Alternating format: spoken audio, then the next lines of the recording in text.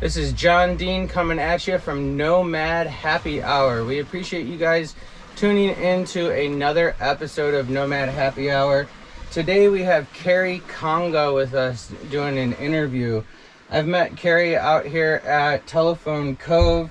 She's traveling around in a 2000 Chevy 3500 with a 454 motor in it. She mentioned something to me about this year of rig. It's about the last year of a 20 mile per gallon bus. That's insane. Some of the cars out there nowadays, you know, that we're traveling around with don't even get that kind of miles per gallon. Carrie, where did you find your rig at?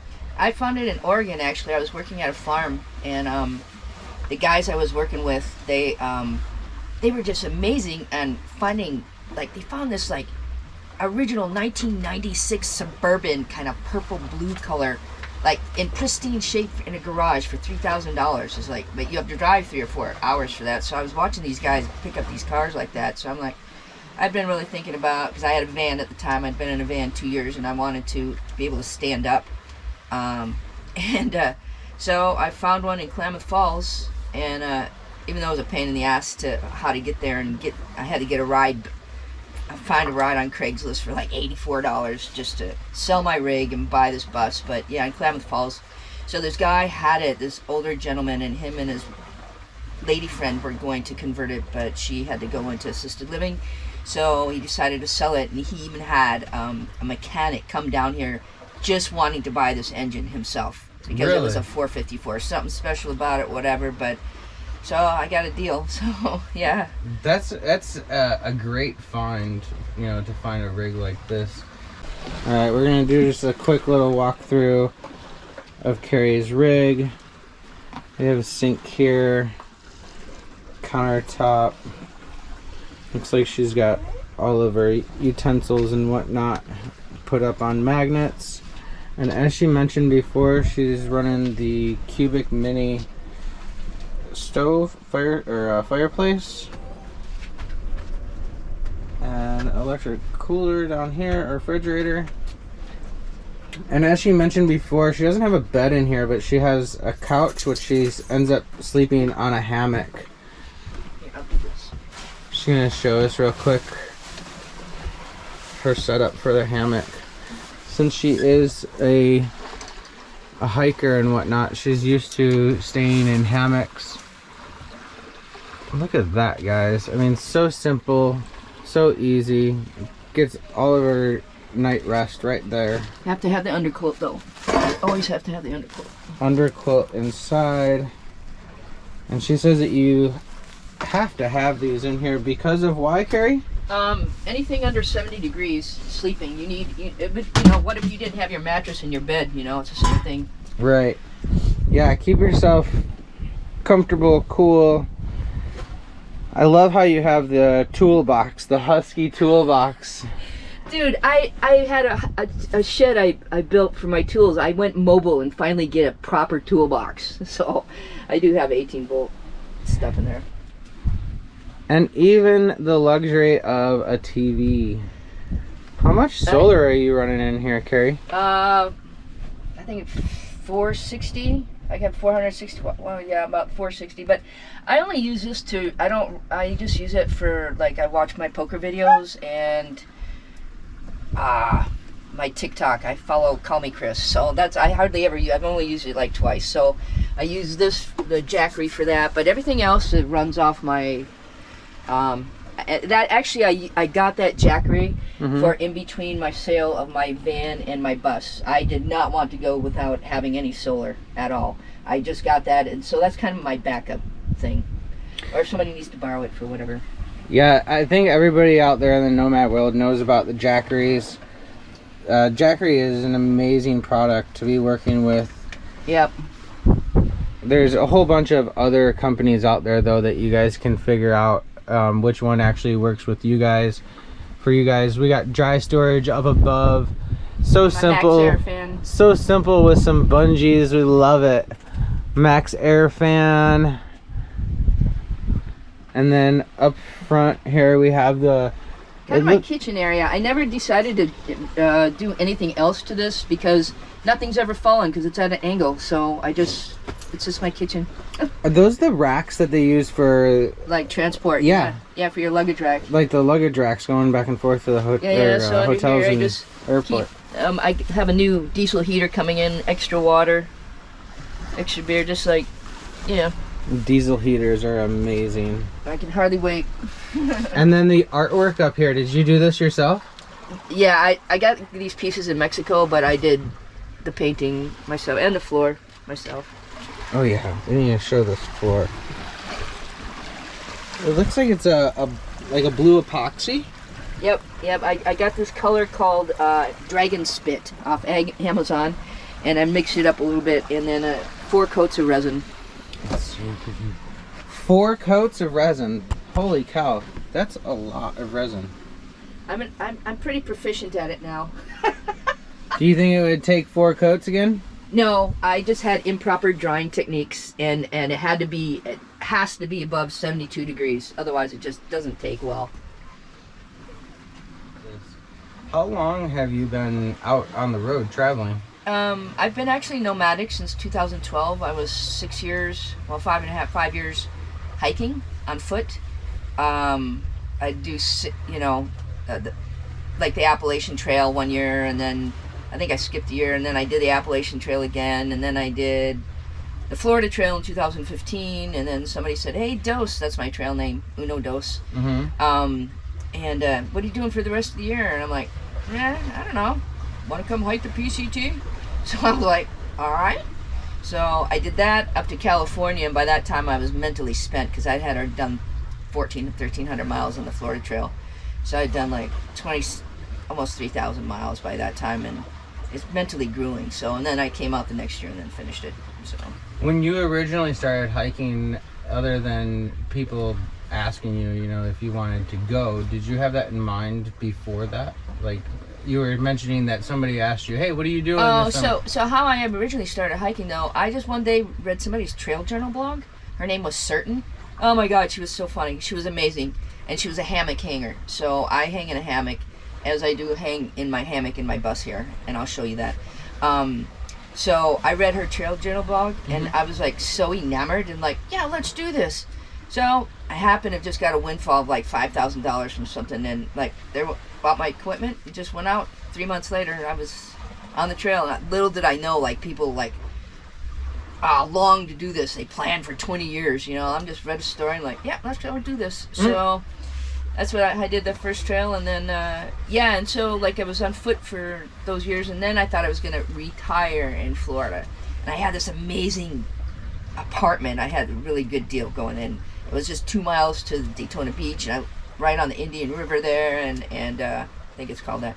And all the people in those apartments, they like had 1 foot in the ground attitudinally. Oh yeah, definitely. And I'd like, oh my God, I need out. And plus I have agoraphobia, so I could start the sense of feeling that I'd be like my grandmother, like eventually I would never come out of my house. I might not come out for a couple of weeks, and my neighbor would go, "Hey Carrie, get on your bike and go," because he knew I needed it. So anyway, so then I found a van that's from Embry-Riddle University. It's an aeronautical university in Florida. Okay. And this guy had bought it to do that very thing. He had sat on it a couple years, and I bought it for like $800. This was a whole story. I didn't have the money. I'm like, "Can I do payments?" And in the end, he didn't tell me it was titled, and he gave me $400 back. So I got the whole rig for like $600. What? Yep. It was a 1997, 98, one of those, 97 I think. Ford E350 with extended van. So going from hiking to that van, I was like, whoa, it's a palace. I was gonna say that's like a palace. It was a palace because I could carry all my stuff, and I built it out really cool. I built cabinets, and then I even built out to house my cubic mini stove. But right at that time, then I found the bus, and I'm like, oh, the mini stove was in here. So you were building out the other one when you found this one? Yeah, I was pretty much done. I had the solar panels. I had like 450 watts of solar, and just I had everything Everything built out, ready to go. And I was ready to put in my wood stove when I found this bus. I was like, all right, just put the wood stove in here. There you go. How do you like the wood stove, by the way? I love my mini wood stove. I lived in the Pacific Northwest for over 20 years. I built my own house, a 2-story cordwood house, and saw that in Mother Earth News. Just decided, okay, I'll do that. And I went through like 4 different wood stoves because my house was huge. It was circular. It's round. And just the ambience and the negative ions that come from it. You know, when you sit by water, when you sit by fire, it's negative ions, and it's so soothing to your being. So I just really, really love that. And and I found the perfect log is 2x3s cut up the length of my hand. Mm-hmm. So for you, is it more of an ambiance than it is? No, I don't. I used to have a Mr. Buddy heater, but I find that I have a reaction to them. My eyes water and I sneeze right away, so I got rid of the propane. It was like too much. So I like it. I just like it to put a quick fire on in the morning. Sometimes at night, I try not to stay where it's very cold. Right. At all. You chase the 70-degree weather. I kind of, I go up and down the coast. Yeah. Yeah, I just don't like to. I was fortunate. I was born and raised in Minnesota, but we also had a place in the Bahamas, so I had this like opposite-ended life, and now I can tell you I never want to shovel snow again, you know, so I try to stay with the only time I plan on ever being in snow again really is to play in it. I say if I'm not playing in it, I don't want to be living in cold or snowy weather or anything like that. I just don't find it enjoyable, and that's why when I converted from hiking to my van, I really choose. I do not want to sleep when it's raining outside and windy and gusting and hailing. It was okay and cool to do a through hike, and for the notoriety of that, now I have an opinion on that. I just think it's like X Games, man-made, making these bizarre boundaries, which were like, why do you have to do that? You know. Mm-hmm. Now I'm like, I'd rather not sleep in windy and rainy weather, and like I'm on a choice, so that's when I got the van. So it sounds like you have a little bit mixed emotions about the through hikes now. Well, I just call myself a lazy through hiker right now because I got an e-bike. I don't like walking very far, but if somebody says, "Come on, Carrie, let's go over here and like do this little trail," I'll hem and haw, and then when 10 minutes into it, I'm like, "Oh, I really love this." Yeah. So sometimes it takes the push of somebody else to get you out there to do something. Yeah, well, I have a tendency in my life to do things, and I would just go full bore, like just balls to the walls, and like, no, let's just hike 7,500 miles in a 4 or 5 year span. I was like, who does that? But I seem to just do that. Like, I played music, and then I stopped, and then I do something else, built my house, and then I stopped, and then I hiked, and then I stopped. So now I'm just van lifing it. Do you think that you're gonna ever get back onto a through hike? Some friends took me. I had a very bizarre last year, and some friends at the end of the year took me to the Grand Canyon. They said, meet me here. We parked on this Forest Service road, and every other day, we had the National Parks book, and we would do a different hike. They had secret hikes in that book too. And we would just go there and spend 2 or 3 hours because my one friend has MS, and then her husband has bad knees. And it just got me, I'm like, I might like to do this rim hike because it's really easy and flat, like, for the most part, and so enjoyable. So that was the first time this year I was tempted to, like, maybe I'll consider the Arizona through hike or maybe the Grand Canyon hike. So I'm considering it. I thought about it about 3 years ago now, and did a whole bunch of research on it, and it was like you were saying, getting prepped and getting ready to. I don't even know if I was ready to do it, but it was like I had the idea in my head to do it, and then I fell into this van life, or it fell into nomad life. Basically, I was doing a little bit of hiking, I was doing some tent camping, and then I started meeting what's called, dirt bags, the rock climbers. Rock climbers, yeah. Living in their vans out of a cooler and a backpack. And I'm like, what is this thing? So I look it up on YouTube, and next thing you know, you just fall into that rabbit hole of YouTube videos. Right. That's interesting because I hiked with 2 dirt bags, and my first one in 2012, and man, the one guy was like, "Hey, I'm gonna do a through hike." And his buddy goes, "He's a dirt bagger." He's going, "Yeah, sure, I'll tag along." You know, but I did learn a lot. Like, you know, when I was hiking with them, they talked about their sport and stuff, and I just thought it was very cool. So they're hashtag dirtbags. We're hashtag hiker trash for life. That's funny. So we're out here at Telephone Cove right now. Have you been out here before? No, this is my first time. I am like so stoked.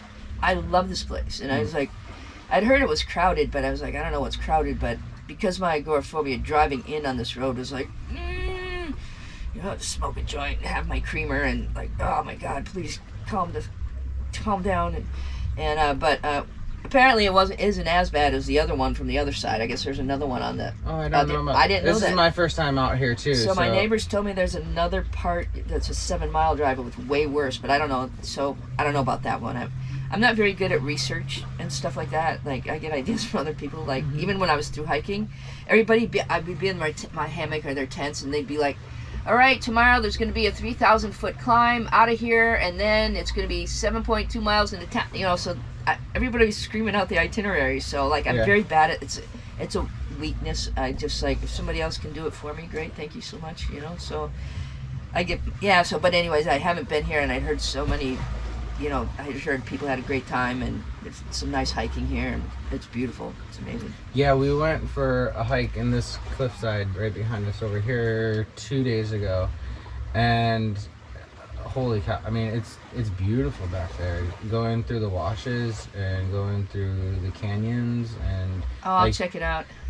If you go out back behind our camp, and kind of just step over the wire fencing, basically, there's a trail that goes up and out, but then it drops down into a couple of the canyons, and then it's basically just the washes that you're hiking through, and you get to points where you're gonna have to climb a little bit, but it's nothing.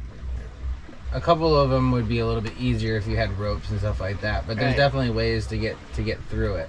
Oh, cool. But it's like when the rain comes through and that stuff washes out, those spots that you have to climb are technically the waterfalls. Wow.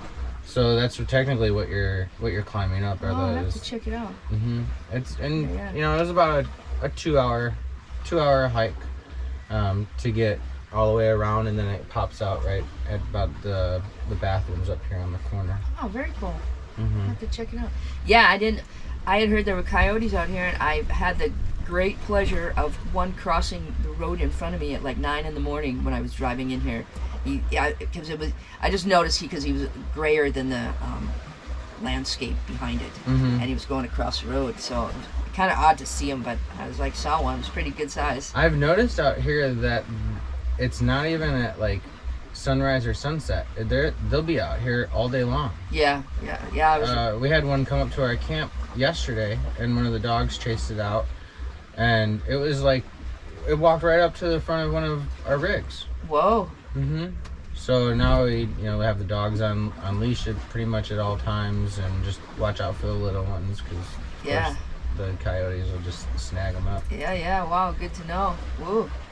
But I'm curious to know, because like you're right here on the water and next to multiple people, and so are we, but it seems a little bit busier. Yeah, it seems busier, the energetic. So I wouldn't think any of them would come here. I can see where they would go to, where your area is, because it's a little more secluded. So, well, good. Thanks for the tip. No problem. Try to keep her on the lead. So you said that when you found your rig, you were back in Oregon area. Yeah, and so I had. What part of Oregon were you in? Alfalfa. Okay. Alfalfa, like it's from Texas or something. Yeah, because in Alfalfa it's a little store. Alfalfa is a store, but next to it is this amazing food cart. But whatever, they have this. If you ever need comfort food, they make these mac and cheese fried things. Oh, they were so good. But anyways, I used to get my mail delivered there if I stayed there any length of time. So yeah, I was in outside of Bend, and the rig. I had just put my van for sale, and some guy from Seattle, a Coast Guard guy, wants to come down and meet me. And in the same week, I have to go down and meet this guy. Do I want this bus? So I go down. I'm like, I took one look at it. It's like, people, oh my God, like, that's mine. I know that's mine. Yeah. I mean, like, this is going to be my experience. You get that gut feeling. You totally. That instinct. And so I made a deal with the guy. I said, here, I'll give you $1,000. I'll be back in a week. Do you mind if I put all my stuff in your rig? He's like, okay. He says, as long as this deal is complete by December. This was October. I'm like, I'll be back in a week, you know. Right. So he let me put all my stuff from my van, almost everything I had, and I didn't have the dog at the time. And I came back and cashed the next week and said, and I got a ride from Craigslist and sold my van. I had to stay in a hotel. That was weird, but it all worked out. I had to, you know, just like all in one weekend, and then I have a bus. It's crazy how we're always told not to trust strangers, but then we shove all of our stuff in someone's rig and leave it with them. Or on the vice versa, the guy selling the rig saying, yeah, I'll take your money and hopefully you come back and pay me the rest. But if not, I got all your stuff in my rig. So right, I know. I had a thought like that one time. We were in, wow, I'm trying to think, we were hiking. It was near, it was so pronounced because there was two ways into town. One was the trail, and then there was this kind of cheater path. So there were four of us together. So two of us took this way, two of us took this way, and someone got to the store early enough, and they're like, hurry up, guys, we found somebody in a white van. They'll take us to blah, blah, blah. And we're like, yeah, right. Throw our stuff in and our poles, and I got in there, and I'm like, this is the very thing your mother told you not to do. Especially jumping into a strange white van out in the middle of nowhere. So it was a trail angel. He says, I'll take you to the store. And then we got to the store, and then there was another stranger, and he says, hey, come to my home. I often host hikers. I don't have a hostel, but you're more than welcome to my home. And we were like, okay. And this guy ended up, his wife served us mounds of fruit. They had a pool, like an outdoor pool. He let us camp. I hung in the greenhouse, and the other guys hung by the chicken coop or something, but put their camp tents up there. And then they barbecued steaks and bought us beer and just took care of you guys. Oh my gosh. Yeah, just got in the stranger's truck and just like, yeah. I was like, I never forgot that. I've never forgot that. I forget his name, but I know his place and his wife, and oh my gosh. People are so, the trail brought my hope and confidence of human beings. People, because as you know, because you mentioned you trail angel, because just can you specify a little bit on the trail angels? I've been a trail angel, but you know, from your guys' standpoint of being an actual hiker, what they mean to you guys, what they actually do for you guys. Trail magic is something that you just stumble upon, like it's magic. A lot of times sometimes you're thinking, oh man, I wish I had a Coke. And then you come across a stream and somebody's left a cooler of Cokes, you know? And you're like, yeah, cheers. You know, it's insane. I was in West Virginia once. I was in West Virginia at this like overhang. It was just a pit stop at 10 o'clock in the morning.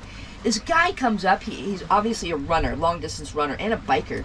And he comes up, I've got 2 small coolers, a 6-pack of chocolate milk and a 6-pack of beer. Which would you like? And I'm like, it's 10 o'clock in the morning. He goes, it doesn't matter. It doesn't matter. I'm like, I'll take the beer. Yeah. And so we stayed there that night. But this guy, a professor from the local university, biked up and then hiked up 2 like 6-pack coolers of chocolate milk and beer. I was like, wow. It's amazing what some of the trail angels do for the hikers. Yeah, I've heard of, you know, people have like electric coolers, and they have ice cream. Oh yeah. Oh, ice cream out in the middle of the hike. There's one time when I was on my second through hike.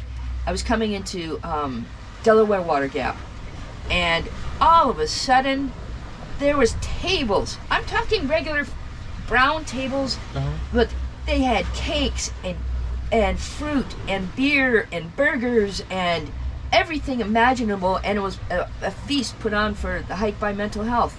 Like, imagine, I came by about around 11 o'clock, so I'm thinking, great, I'll eat, maybe drink a beer, and then get on the way.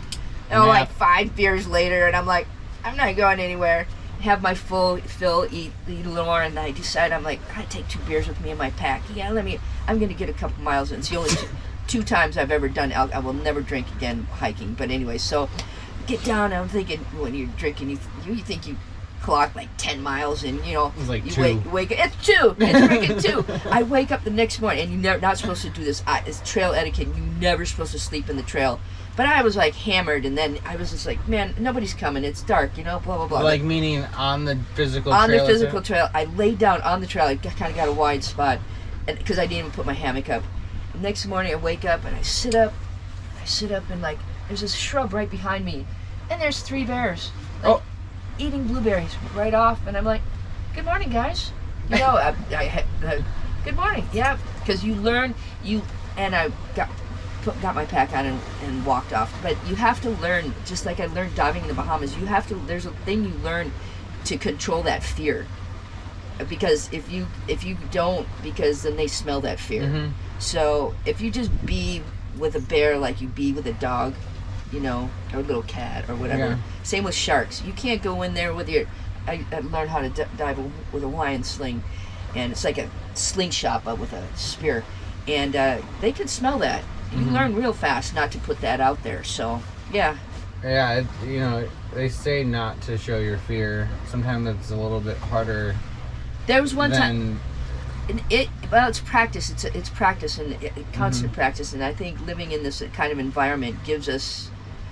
I'm gonna feel more protected that way, but I do have my animal encounters. Like I'm going through on my first through hike through the Smoky Mountains, and went through this across the road, and right there was 2 little cubs, and I knew if there's 2 little cubs, there's a mama cub somewhere. Right.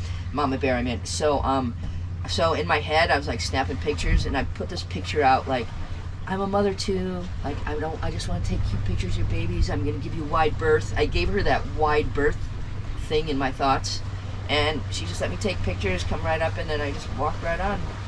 Yeah, it was pretty amazing. It's scary that some people don't have that knowledge, though. And then they get out there, like, some of the weekenders. They come out for a weekend and they don't know anything. Yeah. They're just naive. Yeah. It's like, let's pack a cooler and a tent and some hot dogs and take the kids out to the lake. Yeah. But they don't know is, like, sometimes even closer, but like a mile out behind you is animals. Right. I've lived moose or deer or rattlesnakes, coyotes, what have you. Yeah. I've told numerous of people is like, I am more nervous and scared of rattlers and scorpions than I am of bears and mountain lions. I am more cautious with humans, 2-leggeds, than any other, hands down. Yeah, I can see why though. Yeah. One year we had a guy on there who was kind of like a little nutcase, and we called him Machete Mitch, and somebody later wrote a ballad on their mandolin, the Ballad of Machete Mitch. This guy was weird, and he hooked up with this chick, and they would go off trail, and then he'd say, I'm doing the survival method on the HE, and I just have my machete and a sleeping bag, and like, he tried to be hardcore, but people would find him in town over here, or they'd be at a hotel over here, and of course, trail is like, you think messaging works, man. Talk up the trail goes woo woo woo, and it's so fast, so you get to hear about what's going on up and down the trail. It's crazy that the communication goes that quickly. It's amazing. Because sometimes you go days, weeks mm-hmm. without seeing anybody. Yeah, so you get alerted pretty quickly to like questionable people or questionable situations, or hey, there's a copperhead that lives under that shelter there. Don't stay in that one. Mm-hmm. So yeah, and now with phones and stuff, it's even faster. But yeah, and it helps too. I think the hostel owners and there's trail angels who have a Yahoo group page or Facebook page, so they kind of keep in communication a lot. So from my understanding. Right. So you mentioned that your name on the trail was Dose. Dose? Dose. Yes, this is. I don't know if you can see that, but somebody had this flag made for me. That's pretty cool. It says Dose. So I personally know the story behind how people get their names. Yeah, sometimes some people make their own up, which I think is kind of. I thought it was other people give you. You're supposed to. It's usually something. The trail provides it for you. So like that's my understanding. I mean being hiker trash. I can say yeah. So it's usually some you did something stupid or you did something really cool for somebody or like I just saw somebody else posted on Instagram. My friends Chica and Sunset's on a hostel in North Carolina, and there's a picture of this girl serving mimosas. She goes, she got her trail name today because she offered to make mimosas for everybody for Sunday brunch. So her name's Mimosa. So my trail name is Dose. So how I got that is I was hiking with this guy. I'm trying to remember. I can see his face. Anyways, in 2 successive trail towns at trailheads, in 2 days, 2 guys insisted I have 2 shots of whiskey and 2 beers at those trailheads. Mm-hmm. And then it was the next day, the next time we got to a trailhead, 2 different guys insisted I have 2 shots of whiskey and 2 beers. And my buddy was like, he goes, "Oh, your name's Dose then. You're definitely Dose." You know, so like I get it now. It was somewhere around Hot Springs. There was one trailhead here, and then another 2 more guys just said that was their form of trail magic. Hey, do you want a couple shots of whiskey? Yeah, have a couple shots of whiskey, a couple beers. So 2 successful trailheads. Yeah, so my name's Dose. That's pretty cool though. How people are given their names instead of. But then you say some people make up their own names. Yeah, they're kind of like pretentious before they go out. They're never going to make the whole trek. So you said that you traveled the PCT, the AT, and the Florida Trail. Mm-hmm. Pros and cons on them? Oh, would you... Hands down, PCT, my favorite. Absolutely. Hands down. It's just like... The AT is really, like, it was so grueling. And, I got it by the end, though. I was in the best shape of my life. I finished my first thru hike at age 52. And I had played college ball and was a half marathoner. And I was in the best shape of my life. So that's what... It's equivalent of going up Mount Everest 16 times. Really? So that's how the AT is. So that's really arduous. The Florida Trail... I have a YouTube page under Carrie Conga. But I have a side and a B side I made of the Florida Trail.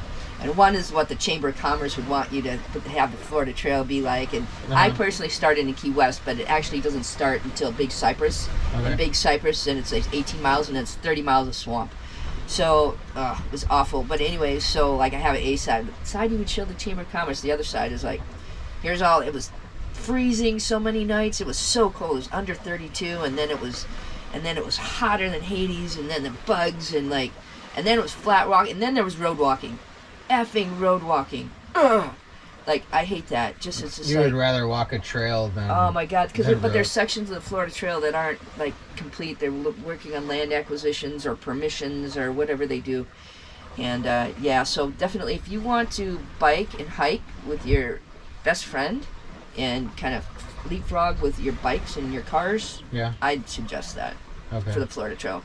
Highly. Yeah, and the Trail Angels there were really great. There was one place where it was a stop, just one little podunk town, and it was a convenience store and a pizza parlor and pump gas all in one.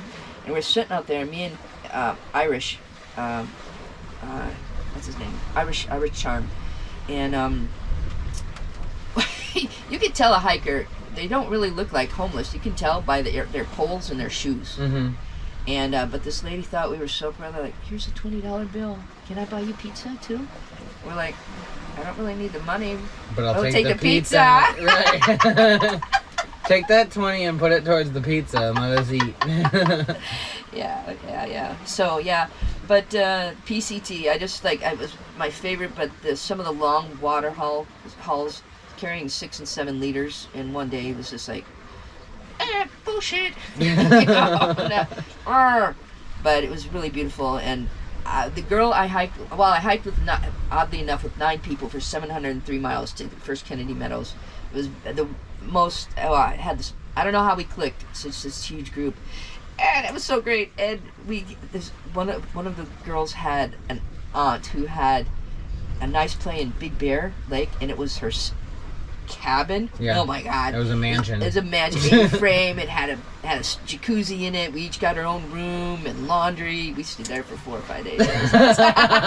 We're taking advantage of this one. Yeah. She'd take us to town, and all the guys would all cook, and amazing meals. So yeah.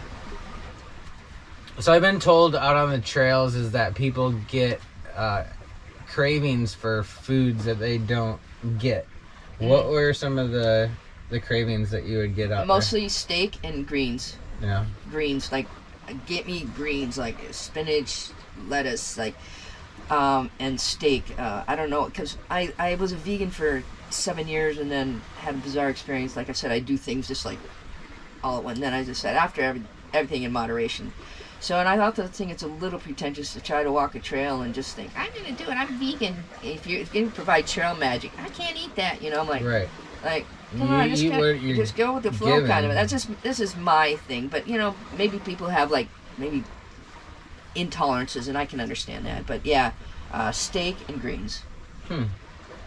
So do you not get a lot of meat then while you're out there? No, and there's a saying that when you start there's a saying when you start a trail, that especially the AT, when you end up, the men will look like Holocaust victims and the women will look like models, because everybody needs so much more protein, and the men, it's especially noticeable in the men, because they just by like halfway they look gaunt, and you can see their muscles just going. I was seeing some of the people come off when I was working in Oregon. You mentioned a minute ago was that I did trail angels, but where I did the trail angels at was in Oregon, outside of Bend near Elk Lake, because I was camp hosting there. But I would see people come off the trail and come get their packages or come stay at our camp, and it's exactly like what you were saying, is the men would just look like twigs. They're gaunt. And I did the AT, my first AT, with a 71-year-old lady named Mamaw B. That was her name on the trail, Mamaw B. And she was 71 years old, and she finished. She was a couple weeks behind me. She said started a few weeks behind me. But you get to know people. I actually had a Chinese buffet with her in Vermont once. We kind of we clicked that day. Anyways, I asked Mamaw B after the hike what it did to her body, because I have a lot of energy. I'm very blessed. And I slept for 2 weeks solid, which, what the hell? And Mamaw B said it took so much energy, life force out of her. She said she might have reconsidered had somebody mentioned that to her. So reconsidered doing it at age 71. It's just such a grueling thing, and it's like somebody made this shit up. And Benton McCain sits up and connects all these trails, drinking his cognac, and sometimes you just want to go, Benton McCain, fuck you. You made this. You just put this. So it's a man-made thing, but it was never meant to through hike. So that's what I mean. The mentality of this athleticism and X Games and going beyond, it just gets ridiculous. So pushing ourselves to the limits that we're really not made to be pushed that far. Right, and there's things about mind over matter, and I follow this runner, Courtney DeWalter, on Instagram, because she's a long distance runner, long, 230-mile long distance runner, and she's got a mentality that there's something to be said about that, and about that kind of mentality, but for everyday living and everyday folk, that's not necessary. Right. Why do I'm glad there's Olympic athletes and they can compete, but let's make it 10 times harder, and X Games, this and that. It's just it's ridiculous. It just is come on, chill. you know? There's a gentleman that I've seen pop up on YouTube every once in a while, and I can't recall his name, but he's 70-ish, but he's been living out on the road just hiking. Basically is, I don't know how long, maybe 10 years or something like that. What's his name? But you know his name? I don't remember. It was hike. it was like Walking Steve or something in his name. Oh, you should think of it, because I actually just met him. His name, we called him Walker. He was in Ehrenberg. He's been walking across the United States. He just sold his book and got like... Yes, I heard about this guy through the grapevine. Dude, he's going to be coming here to Telephone Cove soon here. Really? The next day or two. Huh. I'll have to because I want to hear more about this, because I have a different experience. I have a personal experience with him and having met him. And when I met him, he came across a bunch of nomads, and that's how he kind of got into this. But being a thru hiker, I know the thru hikers think he's a different kind of hiker. Mm-hmm. Like, not technically a thru hiker, just he hikes just to hike. Well, he's not. He probably doesn't even think about it anymore. Mm-mm. You know, it's just like, I'm just gonna go for a walk today. Yeah, and he walks every day. So but he's got some physical issues he's been trying to take care of, and he's babysitting my friend's van, who we're trying to get her van fixed. Mm-hmm. So, anyways, he should be popping in here in the next couple days. Well, if he pops in and you see him, let me know, because I haven't actually I'll hook you guys met up him. for sure. Yeah. Yeah, it'd be cool to hear his story, and possibly even put it out on the podcast if he. Yeah, he would totally be amenable to that. I know he would. Okay. Yeah. That's awesome, though. I'm excited to. But we just call him Walker. His name is Steven. We call him Walker, and I'm like, and so I knew one time I thought he was trying to talk kind of bigger, because he doesn't when he talks about his walking, it doesn't relate to nomadness, because people don't get walking 15 to 18 miles a day. No. So being a thru hiker, I understood his mindset, if you will. Well, and I'm glad that you have done, and I didn't even know it before I met you, but have done, the hiking and stuff like that, because on this podcast, I want more nomads, not just van life, or not just hikers, or not just tent campers. Right, not just like bus life or van life or hiker life. Yeah, I want nomads. Uh-huh. I want people that have done it, have lived out there, can tell the story of what they've been through and what they've seen out on either the trails or in their van next to a river, telling their stories of safety situations maybe that have happened. Right. There is one thing that I noticed, that nomads, like in vans or RVs or buses, they don't know, like, for instance, every time I go somewhere and it gets cold in Quartzsite or something, Arizona, something like that, and there's new people, and I'll never forget this one young girl, her van had just burned down, and then she got a new van. It was gifted by the community. And then another girl in a bus, and neither of them knew about, like, down sleeping bags. Like, I have two 10-degree sleeping bags with me. I have a down one and a synthetic one. And I let them each borrow it one night. They were like, because they were complaining of being cold because their rigs weren't insulated yet. So I'm like, and I'm like, dude, try out my quilt, Enlightened Equipment. I'm going to do a plug for Enlightened Equipment, because they've got the best quilts, and they're worth the money. They're up to a couple $100, like maybe $300, but the Enlightened Equipment, they have the best quilts. Amazing. Yeah. And you said it's a quilt, or it's a quilt. So a quilt. So like hikers now are not going with the whole mummy, all, because what happens is if you sleep on your back or your side or something, all that under you is getting squished. Mm-hmm. So it's basically taking a sleeping bag, ripping the zipper out, sewing that up, and you just have a quilt on you. So you're like here and here. Like, right. So your bottom half is on your pad, or mine's in my hammock and my underquilt. So people are going more towards quilts now. I mean, they call it a quilt, but it's like a sleeping bag, but rip the zipper out of it. Yeah. Do you think it's better? Oh, yeah. The quilt compared to a...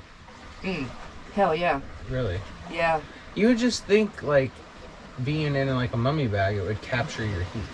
Oh, here, there's my synthetic quilt. Just pull that out right there. Oh, okay. Just grab it out. I think I have something like this. See? It's probably not the same. Just like this. I like this one in particular because it's got these flaps on it. Okay. I don't know if that's still recording up there. Yeah. Okay, so yeah, but this one was made. This was engineered by a guy. Oh, this is a cool guy. I got inspired by him. What's his name? I'll think of it. But he's a retired engineer but his brain just works like an amazing engineering guy. But he made these quilts, and then he went on to some other endeavor. He started making, like, I don't know, those motorized things on your back you fly with or whatever. I don't know. This guy and his wife did like paddled down the Mississippi, like extreme stuff, like whole Mississippi. So his brain works like that. But I'll think of his name. But anyways. Yeah, meeting these people that come up with these designs out on the road too. Oh yeah, it's incredible. It's like, oh, we could really utilize something that's different, and then they just come up with a new design. Right. Yeah. The creativity out here is really amazing. And it's funny because it all starts off as like DIY projects. Right. You know what I mean? And Yeah, it's like, let's tinker with this a little bit. Yeah. And then your neighbor gets a hold of it, and they're like, oh, this is a little bit cooler, or a little bit better than the original style. It's always wise to be open to other people's ideas. I saw some stuff at Schoolie this year. It was like, whoa. Oh yeah, I just saw one with a bus. It had they had a platform that on one side of the bus. It just pulls, a pulley system pulls down. They have a whole entire deck out there. Deck the whole length of their whoa. bus. Yeah. Yeah. I'd love to have a deck on my rig. That would be way cool. Yeah. It's funny the feeling that you get just being up 3 more feet off the ground, or even on top of your rig. Like I love the decks that are up there. I know. I was gonna put a deck up there, but my solar all takes it, so I still can go up there. I love sitting up there for sunsets. I just take my telescoping ladder. Yeah. And my next project here is I'm going to make a hatch. I get a marine hatch. They're normally $800, but I think there's a surplus place in LA, yacht surplus place, where I'm gonna get a clear hatch. So it's gonna be 2 or 3 layers, and it's gonna be like plexiglass, but have a rubber seal. So it's gonna be the hatch as well as the skylight, so and moonlight, cool. so I can be able to lay in my hammock and look outside. I'll have to look those up, because a few of my friends, what they'll do is they just take a piece of plexiglass and attach it to it, and then they can't utilize their hatch anymore. Yeah, so mine's gonna.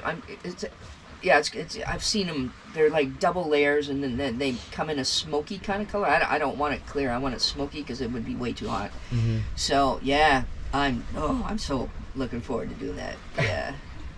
So at this point in the podcast, I usually ask, what would you tell newbies that are coming out on the road?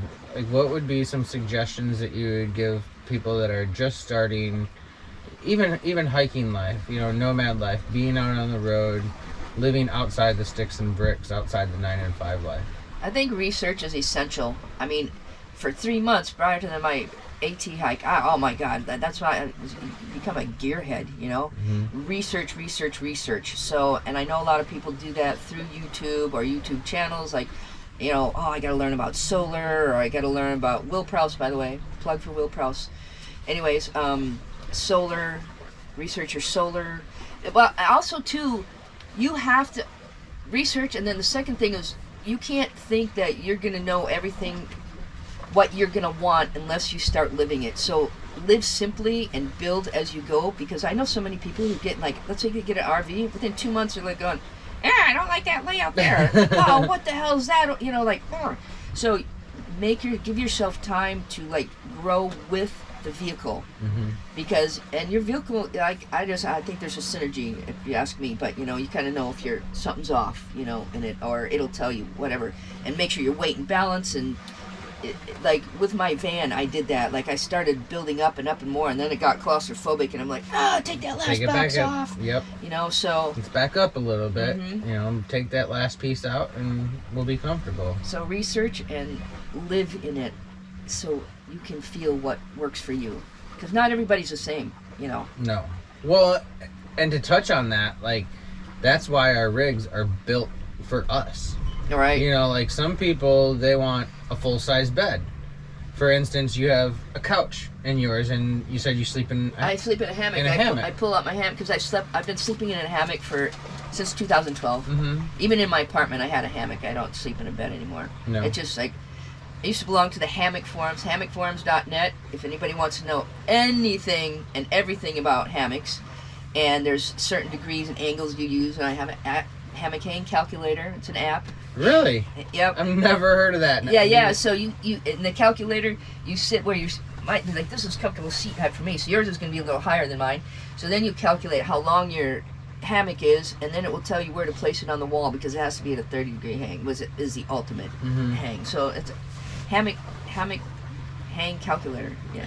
So when you hang a hammock, do you usually hang it level, or does your head sit higher than your feet? My feet sit a little bit higher. Oh, your feet sit a little bit higher. Yeah, just a little bit, because you want that. Well, you need. Just for hikers, you need your feet elevated over, so like it reduces swelling and healing. It's just slightly higher, not anything to be like. And I move around in my sleep. I can sleep on just not on my stomach. So. I've thought of trying out a hammock, but you don't hang like a banana. You hang like at an angle, so you're kind of flat-ish.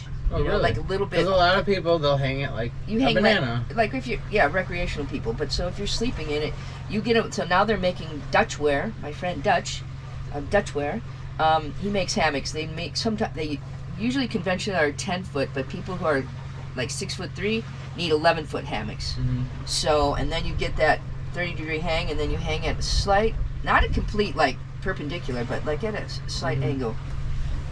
And it's almost like sleeping in bed. There's people who swear, who had back surgery, who swear that they sleep much better in a hammock. Yeah. Yeah. It's we learn new things every single day. You know, it's great to be able to pass on that knowledge of your, you know, even just hammocks. Like some people think it's just a hammock, just hang it in a tree. Oh yeah, but no, there's dude. Angles, like there's on my suspension. I don't know if you can see this, but this suspension, this is called am steel, and you get different grades of am steel. This is what they pull ships with. So it works on the Russian doll principle. Like when you pull that out, it's so you can make that long and short and adjust it. So let's say one night my trees are like this far apart, or 6 inches the next night. I can adjust it a little bit on that suspension. Just go, and it's done. You know. So I didn't know that until I joined the hammock forum. So now you know. Am steel. So do you do Instagram, YouTube, any social medias? I do Facebook and Instagram, and now I'm on TikTok under Carrie Conga, because people couldn't like say Nomad Carrie or Dose. They were like, oh, who is this person? So I just stick to Carrie Conga, Karri space Konga. So I'm on YouTube and Twitter. My poker friends, I play poker too, and yeah, Instagram. What kind of information is on your YouTube? Right now, I have mostly. I have a couple from my van life, some from my trail, Appalachian Trail. I do have a couple of my trail videos, end of trail videos, and my first ones were dealing with cults. I was in a cult for 20 years, and a friend of mine who later we both got out. And people asked what the hardest thing I've ever done. Well, it was the AT, but was getting out of a cult, because your brain gets. I've had 22 personal friends kill themselves in the group. Do you mind touching a little bit on the cult life? So no, I don't. And so a friend of mine actually went and got a degree in photography and camera, and interviewed this lady, the number one person who was a research the cult expert in this nation. So those two videos are very early on in my YouTubes. I'm trying to think of the lady's name, but it says Cult 101 and Cult 102 or 201 when I labeled them. So, but it really, she explains the dynamics of, you don't join a cult, you get enrolled, you know. It's like, and yeah, they just reel you in, you know, and actually there's a hostel on the AT called the Yellow Deli Hostel. And it is from one of technically it's a coercive persuasive group. You shouldn't call them cults because it's a badness. Coercive persuasive group. So they put a hostel on there, a bakery, and invite people in, and they know people who are hiking the trail are kind of in transitions in their life. They're either like get out of high school or college, or recently retired. They're 45, going to go on to something else. So they get these people transitionally, and then that's how they bring them in. So she, I'm trying to think of her name. Oh, I can't believe it. Anyways, not Anna, but anyways, that is on there. She gives how people get involved and the classic symptoms, and yeah, it's just really, it's, and she never, my friend never wanted to put them, or she wanted to remain private because she was part of this group as well, and we've had our lives threatened at times, and so she preferred to remain anonymous. So those two are on my site, on my YouTube. What kind of cult was it that you It was a were in? religious slash spiritual cult. And you say that people kind of reel you in when you when you get into cults. How? I'm going to tell you, there's a misnomer about people who are easily influenced, because people are like, I'm too strong to join a cult. You know, like the average education level of a cult member is like a master's degree, and they earn over $150,000 a year. So they're not stupid people. So there's different techniques how they do it, and there's like yoga cults, there's bicycle, I know one who there's psychology, that people get caught up in going to these therapists, like they weave their own little, whatever their jam is, that's what they're weaving, and it's very exploitive of the people, and ends up sometimes there's rapes occurs and all kind of weird stuff that you would just never go, how did I get here? And you would think after a while your critical thinking gets suspended. So by them, like food deprivation, like we were only allowed to eat certain times, we were only allowed this amount of sleep, or like we were blindfolded for 2 weeks at a time. It was just like, so that kind of deprivation, and you think they put it all under this title of like, the whole idea was to be this school for making walking Christs, so that in 7 years you'd be able to turn water into wine and heal, do hands-on healing, and you could see into the future and all these things. Now I've had a couple bizarre experiences that are unexplainable, but most of them can be scientifically explained. So my story, like when I got out, former members had just started this website, and I happened to be like, I saw their site, and then all of a sudden in one night my epiphany happened, and that's kind of rare. You either get kicked out of a group, cult leader dies, or eventually over time you start going, wow, that doesn't make sense, and that takes usually years. It doesn't usually happen overnight. So I was left with this like, woo. And so then this small film company, Chromatic Films, came out and said, hey, Exit Counseling's never been filmed, would you mind doing that? And I'm like, yeah, sure, if I can help or save one person for coming in or going out, please. So yeah, I did that, but it happened during the housing crisis, and it was really depressing, my home story at the time, and their interview with me. So they're like, HBO what? It was an actual HBO. Yeah, HBO bought the rights to it. If I really dug through, I could find somebody who has a copy of it, but whatever. It was just like, it would be good for research now in hindsight, but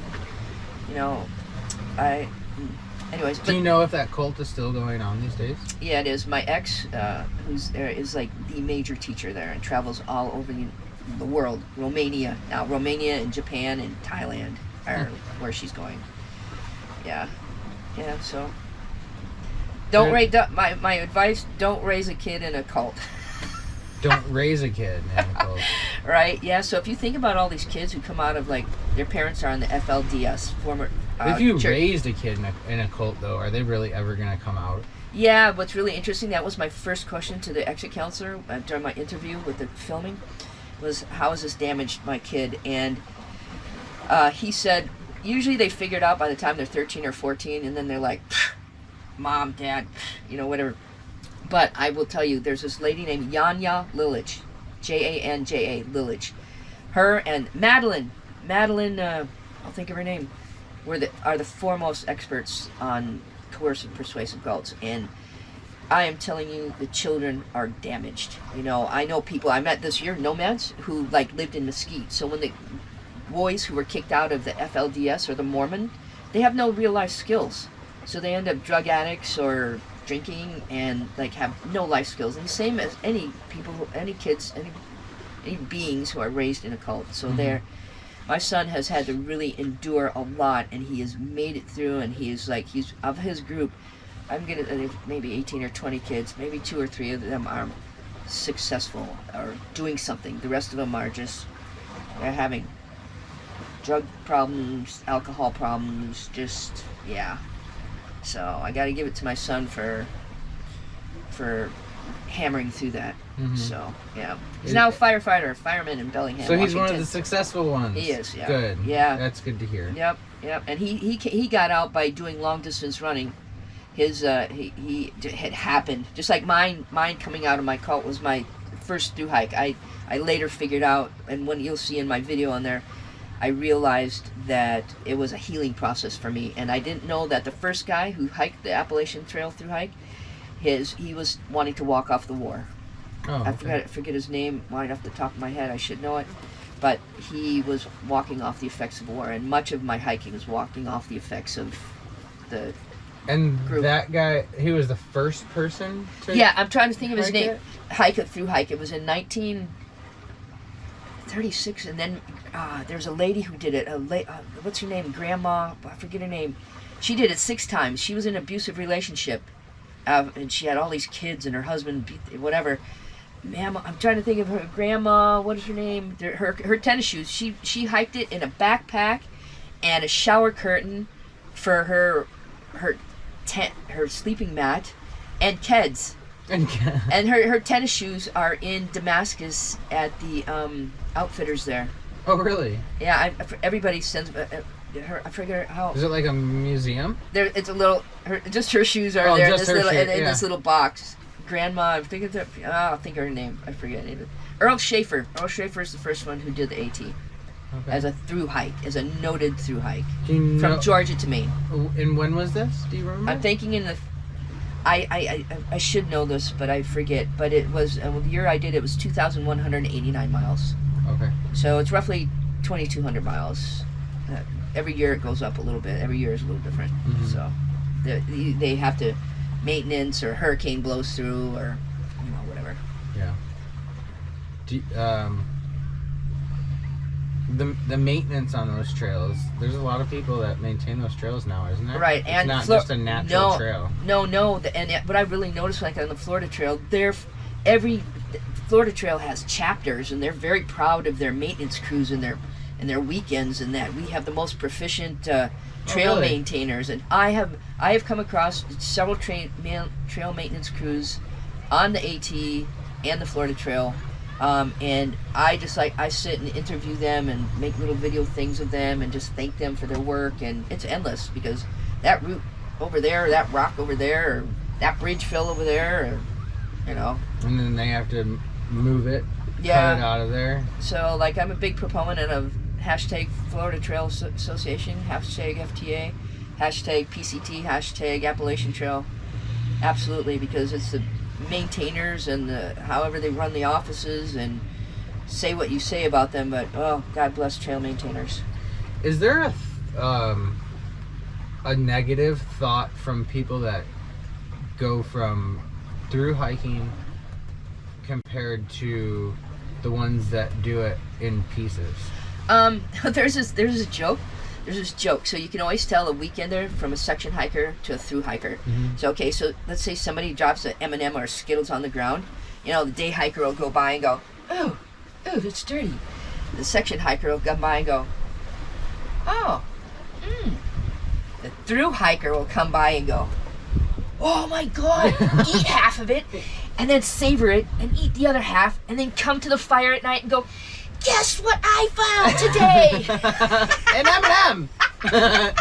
Does anybody want a piece? I'll cut it in pieces. I had that happen in the Grand Canyon when you mentioned, we were talking earlier, my friends, I found a Skittle in between, we were hiking, and in between these rocks, and a Skittle. I know it couldn't have been there a day, but I'm like, whoa, Skittle! It was big round. I'm like, yeah! Yes! And my friends were like, yeah, I remember. She's a through hiker. Well, you gotta savor almost every little thing that you can. Oh my God, yeah. And also you can smell day hikers, because you can smell their detergent, you can smell their cologne. It's like, whoa, overpowering when they come to you go to a trailhead and you're like, oh please, no day hikers. You're just like, whoa. Do you ever get to the point where it's just like, screw it, I'm just not even gonna do laundry anymore? No, on a trail, because the guys are a little, they're not as clean as the girls. They'll go a couple weeks, but there's trail towns every 4, 5, 6 days. So usually somebody's designated to like watch the laundry. Put in like everybody. 6 people can do a load of laundry at once. So one person does the laundry, and then you get to know everybody's, and that's how we got to know. We named this one lady 5 Pair because she's this lawyer's wife, and somebody went in the first trail town to do their laundry, and everybody had their, here's your shorts, here's your shirt, here's your socks, here's your underwear, whatever. This lady had 5 pair of everything. What? 5. I was thinking maybe 5 pairs of socks. She had 5 pairs of skirts, 5 shirts, 5 bras, 5 underwear, 6 underwear, and like 8 socks. And they called her 5 pair. And probably no room for food. No, and she also had makeup. It's like, who are you getting dolled up for? I know. And she had the audacity. We got to the White Mountains. Her husband had called me and asked me would you hike with my wife during this next part? And I'm like, everybody knows how 5 Pair is like. And I'm like, okay, because he said, I'll pay for your room, I'll pay for your food. I'm like, I'm in. Yeah, right. So I'm like, okay, I'll hike with your wife, right? Okay. I had this happen on a couple occasions. Husband's ass. Anyways, we get to this top and we just get to this arduous climb, and there's like 7 of us, and we're just like, 6 of us are like, just and you can hear her at the top of the mountain on her phone. Okay. Wow, husband, honey, could you just get me the B&B in the next town? And we were just like, and her voice is carrying, and we're like, oh my God. It's like, can someone just send her home? So this same lady on that phone call turned to me and she said, Dose, how come you don't have any goals in life?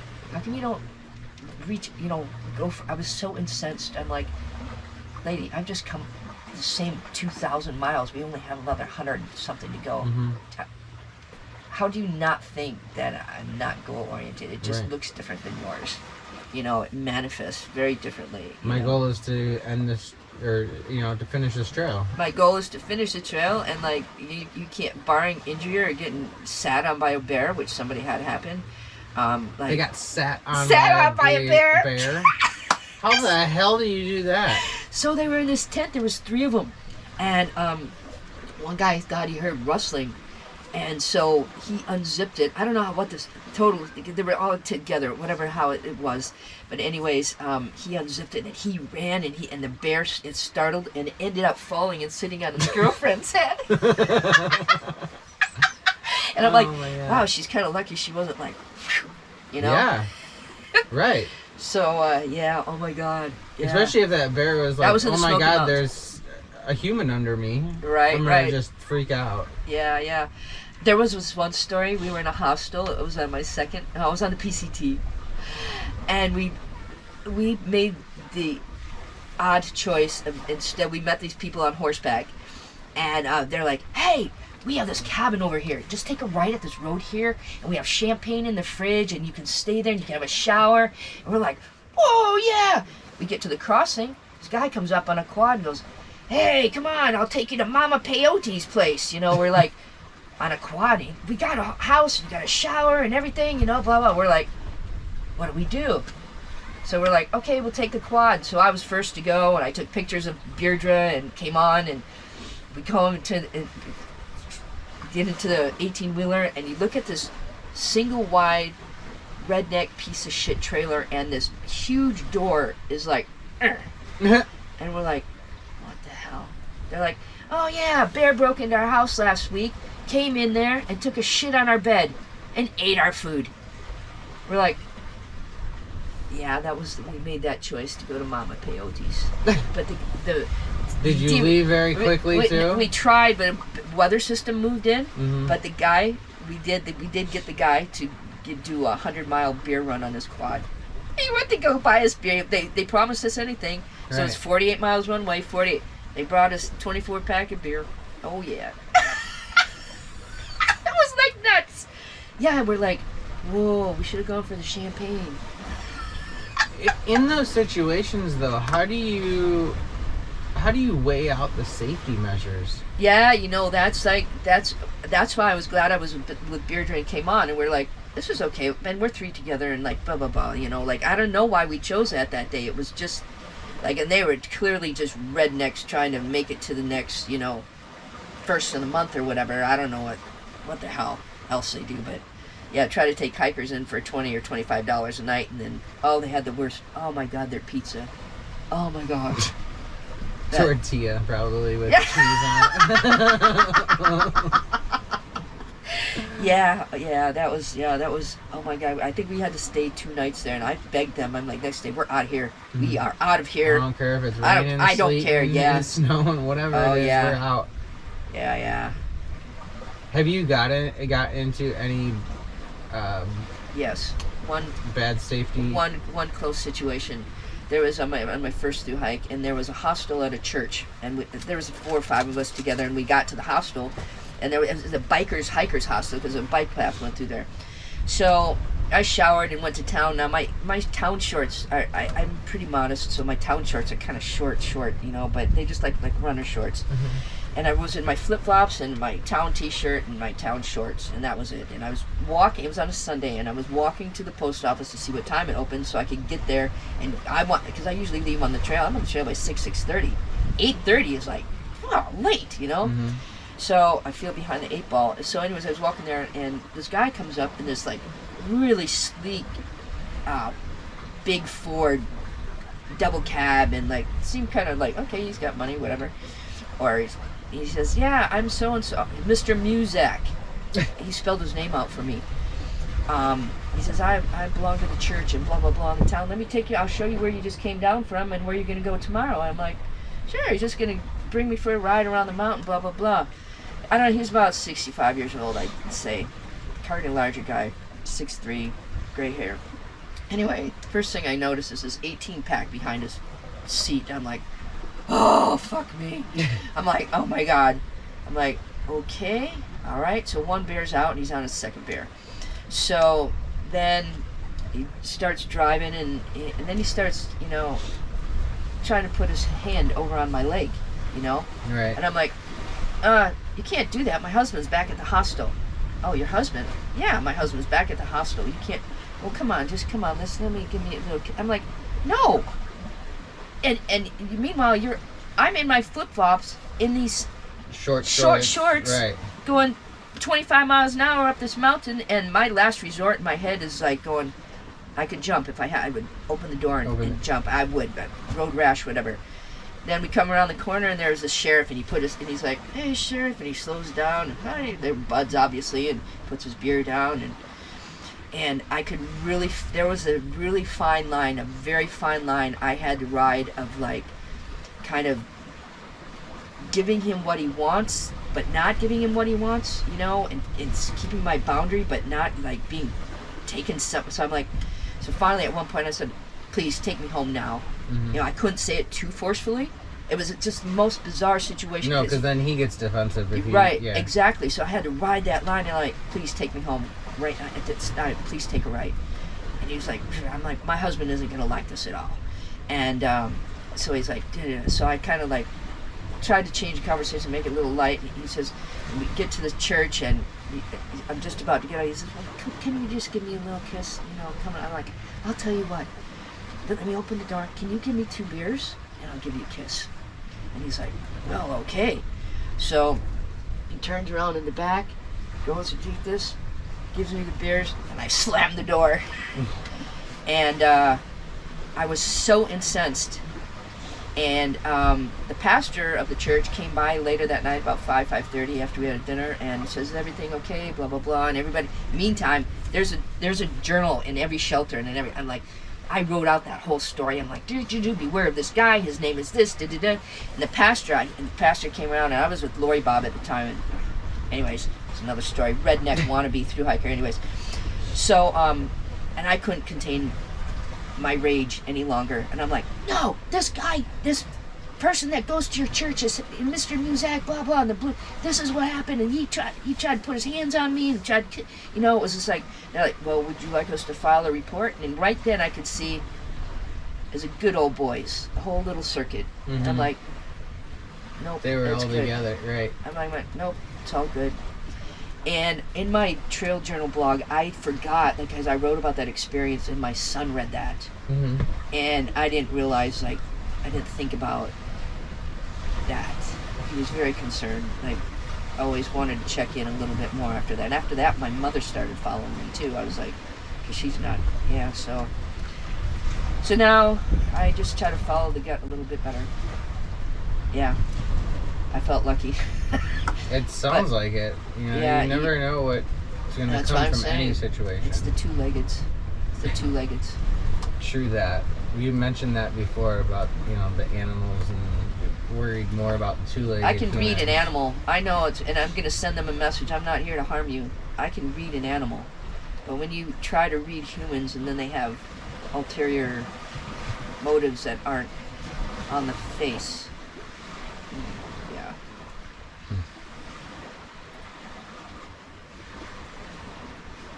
Do you have anything else that you want to put out? No, not just other than like really be gentle on yourselves when if you choose this endeavor, do what's within your means. I did it like I do everything. Just shoot from the hip. Try to have a savings for mechanical things. I think that's a big one. That's a huge. It's not always possible, sometimes, and just let yourself grow into the vehicle. You know, grow into the vehicle and it grow with you. All right, guys, so that was another episode of Nomad Happy Hour. We want to thank Carrie for coming by and doing an interview with us. Thank you, Carrie, for joining us on Nomad Happy Hour. We're going to end this episode here, and we're going to say Nomads out, keep the rubber side down.